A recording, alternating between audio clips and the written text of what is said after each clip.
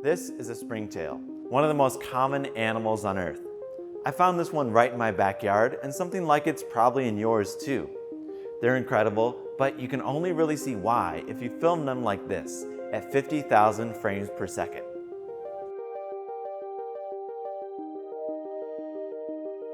What you're watching is over 1,600 times slower than real time.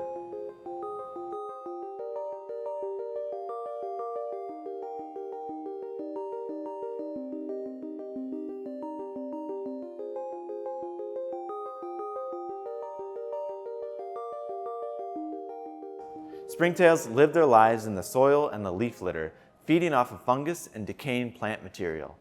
If you want to see them for yourself, here's what you do. Scoop up some leafy debris along with the top couple centimeters of soil. Throw that into a container with a mesh screen at the bottom and sift that into a second container. What you'll be left with are a bunch of tiny critters collectively referred to as the soil mesofauna. These are things like mites, pseudoscorpions, tiny spiders, and the springtails. And of course, they're small. Here's the one you saw at the beginning of this video on a pencil eraser for scale. From front to back, the total body length is only about 1.7 millimeters. Their small size isn't the biggest challenge I faced when trying to film springtails. It's more about finding a camera that's fast enough with high enough resolution to resolve the flick of the furcula down to the ground.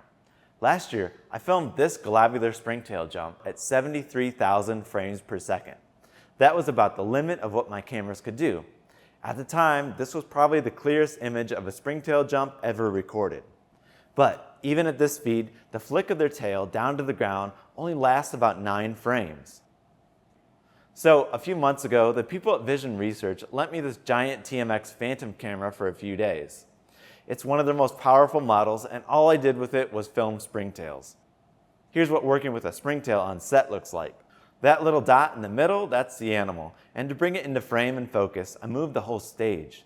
It can take hours to capture a good sequence where the animal does the behavior in focus and at the right orientation to the lens. Here's a good sequence I captured at 150,000 frames per second. It's twice the speed and twice the pixel resolution of what I've been able to capture and show you on this channel last year. This sequence is probably our new best view of what happens during the jump of a globular springtail. Up to now, most of my work has been digitizing and describing those jumps. But globular springtails are very different in body type than the elongated ones that you saw in the beginning of this video. The point of filming those sequences was to compare what's different between the jumps of these two types. Here are two sequences captured at 76,000 frames per second. It only takes the globular on the left 1.5 milliseconds to get off the ground, accelerating at 798 meters per second squared, which is pulling 81 Gs. The elongated springtail on the right takes 4.8 milliseconds to jump, only accelerating at about 80 meters per second squared, or just over 8 Gs. I think the performance difference has everything to do with how the furculas work. The elongated springtail slaps the furcula down against the ground, and there seems to be no tension left in it. It bends as it extends behind the body and then just sort of lifts off the ground. Whereas the globular has a much quicker flick, and the whole furcula seems to be in tension, pushing the entire time and even accelerating backwards after the springtail leaves the ground. A lot of what you just saw will end up being published in an academic research article. But what excites me about this stuff just as much as doing the science is seeing it for the first time and sharing it here with you. So thanks for being here and watching this video.